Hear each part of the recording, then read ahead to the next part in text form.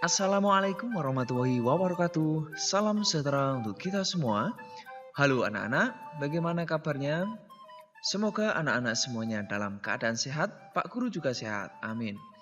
Baik anak-anak, jumpa lagi dengan Pak Guru di mata pelajaran PJOK. Pada pertemuan ini, kita akan belajar materi PJOK, yaitu jenis cedera dan cara menanganinya. Nah, pada pertemuan pertama ini tentang materi kita akan mempelajari tentang jenis cedera dalam aktivitas fisik, khususnya olahraga. Tapi sebelum itu anak-anak, ayo kita berdoa terlebih dahulu agar kegiatan kita diberi kelancaran dan bermanfaat untuk kita semua. Mari kita berdoa. Berdoa mulai.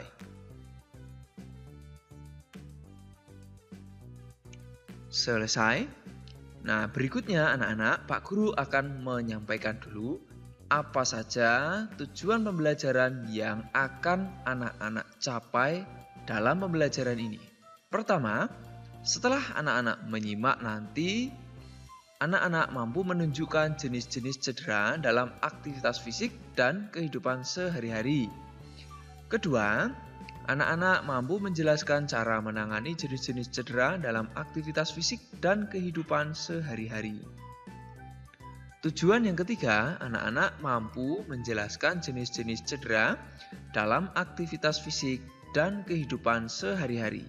Serta yang terakhir tujuannya adalah anak-anak mampu mendemonstrasikan cara menangani jenis-jenis cedera dalam aktivitas fisik dan kehidupan sehari-hari. Nah, demikian anak-anak untuk tujuan pembelajarannya ya. Sekarang anak-anak pastikan menyimak materi dari Pak Guru sampai selesai agar pada pertemuan pertama ini anak-anak paham dan bisa benar-benar mencapai tujuan pembelajaran ini. Bagaimana? Sudah siap anak-anak? Baik, kita mulai ya. Nah, seperti yang Pak Guru sampaikan tadi, kita akan mempelajari tentang jenis cedera dalam aktivitas fisik, yaitu olahraga. Nah, anak-anak tentu suka dengan olahraga ya. Ayo, olahraga apa yang paling anak-anak suka? Coba isikan di kolom komentar. Silahkan Pak Guru tunggu. Sudah anak-anak? Ya, bagus sekali. Sudah diisi ya di kolom komentar ya, olahraga yang paling anak-anak senangi. Nah, pada kegiatan olahraga tentu terkadang kita akan mengalami yang namanya cedera. Ya. Nah, cedera ini anak-anak ada bermacam-macam. 1. Memar. Memar adalah keadaan cedera yang terjadi pada jaringan ikat di bawah kulit. Memar biasanya karena benturan atau pukulan pada kulit. Memar menimbulkan daerah kebiru-biruan atau kehitaman pada kulit. Nyeri karena luka memar biasanya ringan sampai sedang dan pembekakan yang menyertai sedang sampai berat.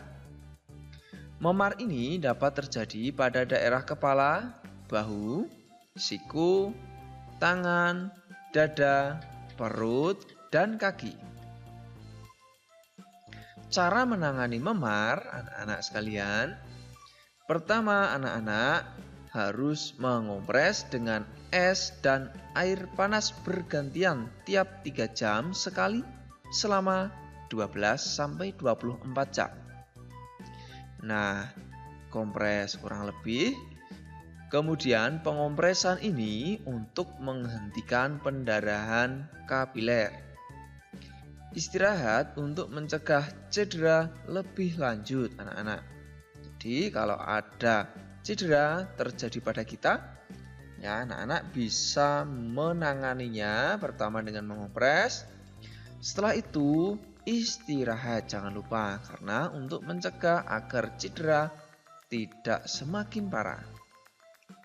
Istirahat ini juga mempercepat pemulihan jaringan lunak yang rusak anak-anak.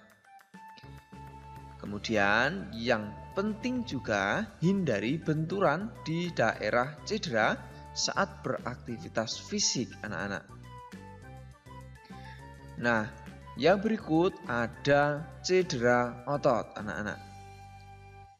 Cedera otot terdiri atas cedera otot tendon dan cedera otot ligamen. Otot tendon menghubungkan otot dan sendi atau otot dan tulang. Otot ligamen mengikat tulang dan persendian. Jadi, anak-anak bisa membedakan ya, apa itu otot tendon dan otot ligamen setelah apa yang Pak Guru sampaikan ini tentunya. Penanggulangan cedera otot dengan mengistirahatkan bagian cedera dan mengompresnya dengan es. Begitu ya anak-anak kalau anak-anak mengalami cedera otot.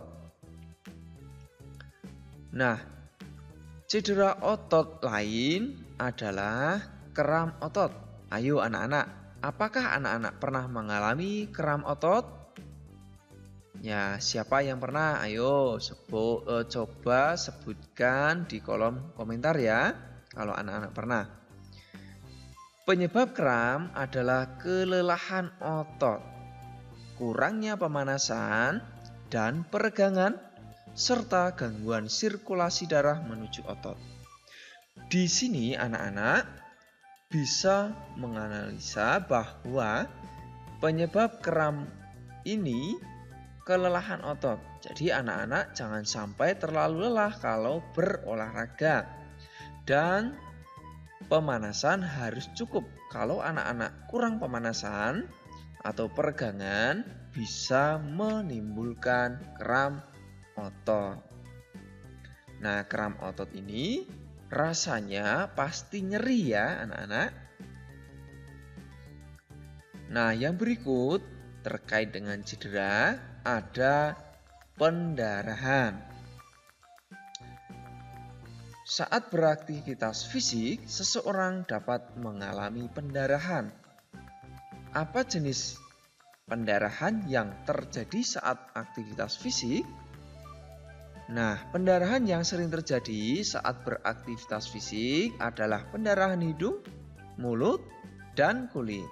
Bagaimana cara mengatasi pendarahan ini? Anak-anak ada yang tahu?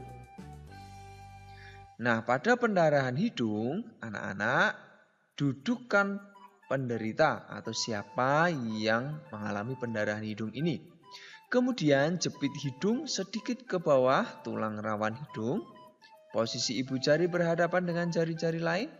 Lakukan selama 5 menit. Anjurkan korban bernapas melalui mulut. Berikan kompres dingin di sekitar batang hidung, mata, hingga pipi. Jika pendarahan tidak berhasil dihentikan, segera minta pertolongan kepada orang dewasa yang ada di sekitarmu, ya. Nah, yang berikut ada pendarahan mulut anak-anak. Pendarahan dari bibir atau gusi dapat dihentikan dengan penekanan langsung dan kompres dingin. Jika terdapat gigi goyang atau fraktur, gigi tidak dicabut. Korban dibawa ke klinik atau rumah sakit untuk ditangani ahlinya, yaitu dokter gigi. Paham ya anak-anak kalau terjadi pendarahan seperti ini contohnya? Baik. Berikutnya anak-anak ada kehilangan kesadaran. Nah, jika wajah orang yang pingsan pucat karena kelelahan atau lapar, baringkan di tempat datar, letakkan kepala lebih rendah dari kaki agar darah mengalir ke kepala korban pingsan. Bisa anak-anak lihat di sini.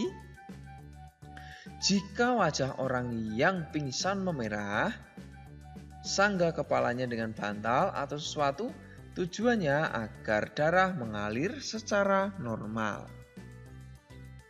Nah, jika korban muntah, miringkan kepala agar muntahan tidak menghalangi pernapasan. Berikutnya, anak-anak, jika pakaian yang dikenakan korban atau siapa yang pingsan itu memakai pakaian terlalu ketat, maka kendurkan. Ini dimaksudkan agar korban dapat bernapas dengan lega.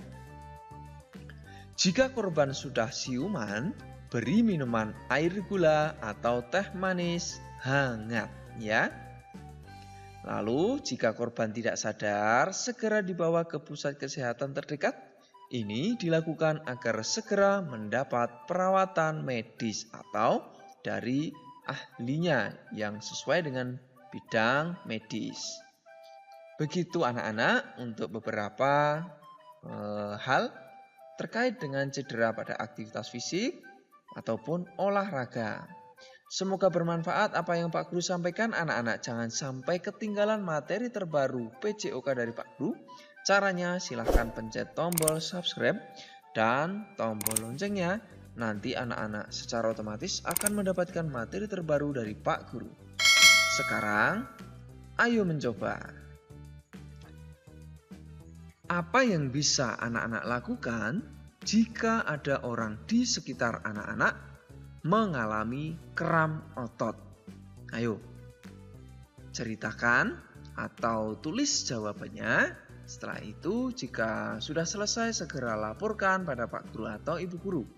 Nah, dalam materi ini, jika anak-anak ada yang masih kesulitan atau ada yang bingung, silahkan tanyakan pada Pak Guru di kolom komentar juga bisa ya.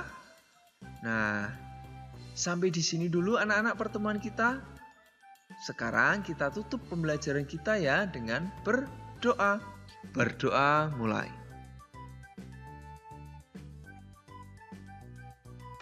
Selesai, sampai jumpa anak-anak di pembelajaran selanjutnya. Tetap semangat belajar bersama Pak Guru di sini.